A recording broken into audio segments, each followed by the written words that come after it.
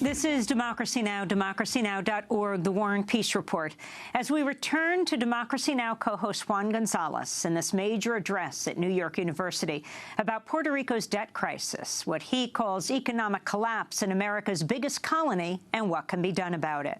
In 2010, $33 billion of wealth produced by the Puerto Rican people left the island in just 1 year. In just 1 year. The total debt of the island is $72 billion. But $33 billion is being siphoned every year from Puerto Rico in the profits of the multinational corporations that comes back to the United States. Right? So that is the key to understand. Puerto Rico has always been a gold mine. This is not something new. Right?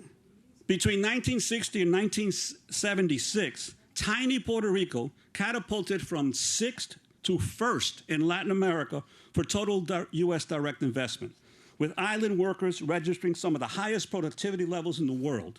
The results were levels unheard of profits unheard of at home. By 1976, Puerto Rico accounted for 40% of all U.S. profits in Latin America, more than the combined earnings of all the U.S. subsidiaries in Brazil, Mexico, and Venezuela combined. That was in 1976. By then, several multinationals were reporting a quarter of all their worldwide profits were coming from tiny Puerto Rico. From its 4,000 workers in Puerto Rico alone, Johnson & Johnson saved $1 billion in federal taxes between 1980 and 1990. SmithKline, $987 million. Merck & Company, $749 million. Bristol-Myers Squibb, $627 million.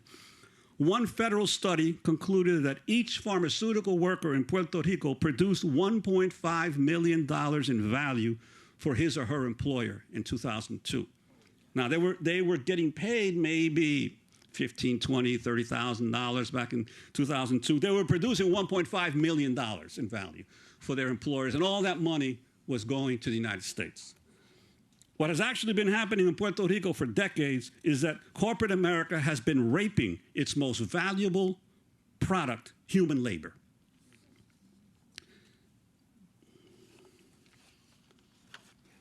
So how did the island's debt mushroom out of control?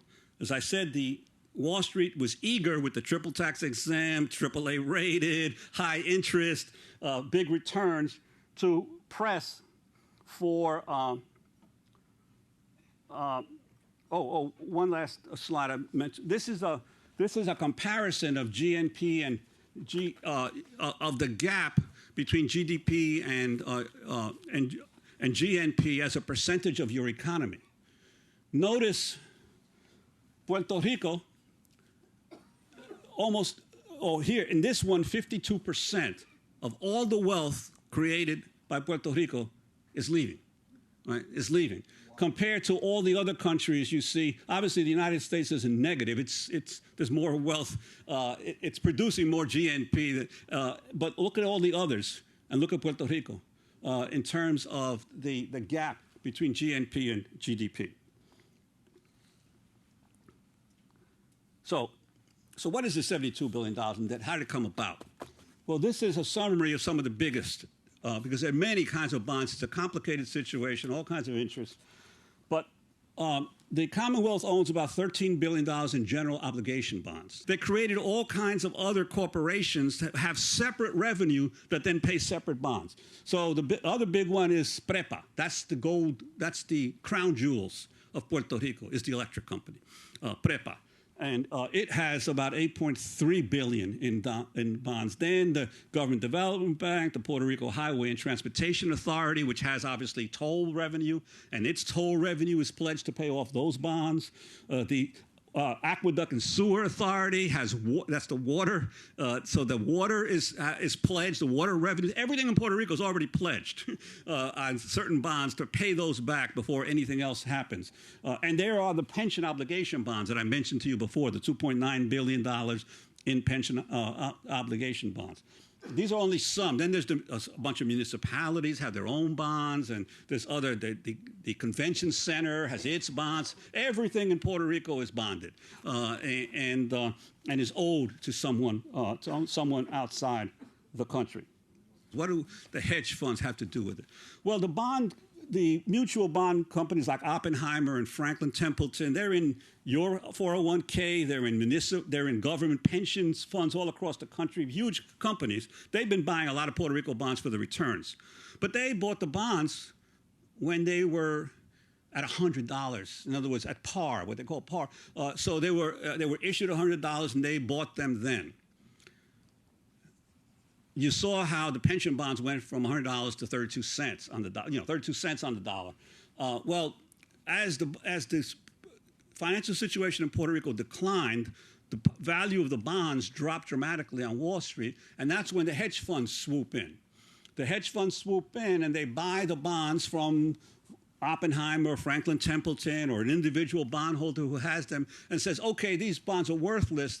They're selling now for 32 cents on the dollar.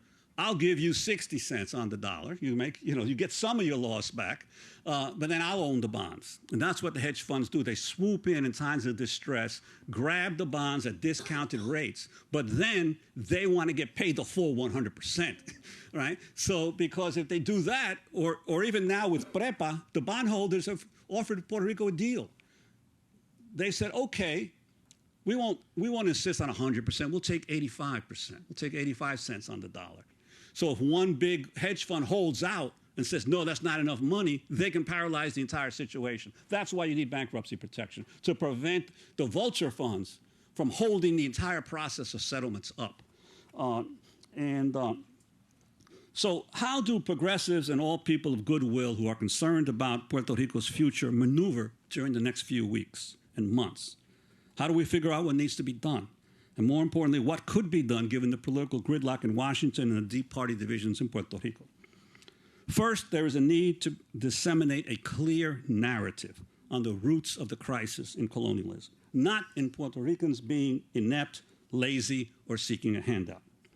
Second, we should unite with all those who say that if Puerto Ricans are U.S. citizens, they must be treated in equal fashion when it comes to federal grants, Medicaid, Medicare, bankruptcy laws, and that includes ending the discriminatory requirements of the Jones Act shipping laws.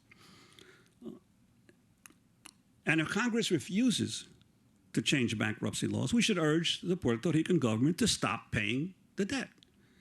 The refusal to pay debt service is the greatest leverage Puerto Rico has. And like President Obama with his military options, it should not be discarded. Third, we should oppose debt restructuring that seeks greater austerity, lower wages or working conditions on the island while preserving debt payments for bondholders. And fourth, we should support economic efforts that promote and defend Puerto Rican sovereignty. While we should never stop insisting that only a final resolution of the status question can bring a healthy economy, can make a healthy economy possible, we also should not get stuck on that this has to be resolved now, because we all know it's not going to be resolved now. Last thing I want to address is why sustainable energy is so important to the solution of Puerto Rico's problems. I mentioned to you PREPA, right, the Puerto Rico Electric Company. The reason that Puerto Rico has such high electric bills is that almost all of its electrical capacity is funded through oil. Its generating plants are all run by oil, and all of its oil is imported. Right? So you have the additional cost of importing oil, and you have the enormous extra costs that Puerto Ricans have to pay for that electricity.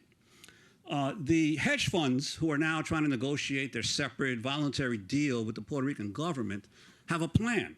If they gain control, they want to switch Puerto Rico from oil to natural gas. They want to create liquefied natural gas ports. They're already building one in the south of Puerto Rico, and they want to then import natural gas, which still requires the importation on an annual basis of the fuel that provides your electricity, and it's also a fossil fuel.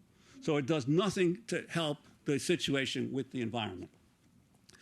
The leading environmentalists in Puerto Rico say that this crisis should be used as an opportunity to totally restructure the way that Puerto Ricans get electricity through sustainable energy.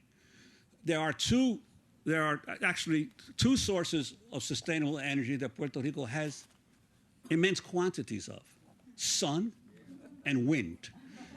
The trade winds are always blowing in Puerto Rico, and the sun is almost always shining.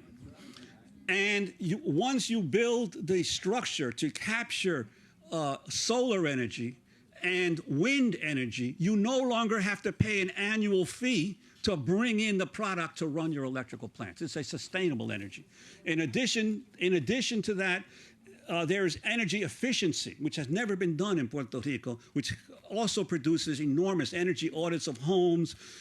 Educating the population can dramatically lower the electrical bills. So of all the potentials that is so obvious, the biggest potential is not to let the hedge funds and the bondholders implement their natural gas plan and get the Puerto Rican government and the people of Puerto Rico behind sustainable energy. And not only will it help the planet, it will reduce the costs of the economy of Puerto Rico dramatically. So what's the role of Puerto Ricans in the United States? And now I'm going to end with this. As I said earlier, more than 50,000 are fleeing the island's collapsing economy every year and heading to the U.S. mainland, with the bulk of them settling in Florida. But unlike migrants from other countries, they're already U.S. citizens and eligible to vote as soon as they arrive. We're planning to register 200,000 more Florida Puerto Ricans in the next 6 months, one labor leader who attended Wednesday's summit told me. Then we'll see if they ignore us.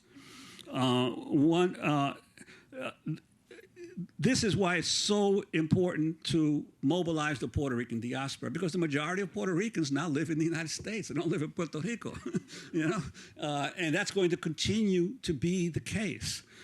So that the issue is one that I believe it's possible to unite all Puerto Ricans to demand fair and equal treatment, because after 117 years of colonialism and after 98 years of being officially U.S. citizens, most Puerto Ricans are fed up with being ignored, dismissed, and forgotten by the politicians in Washington.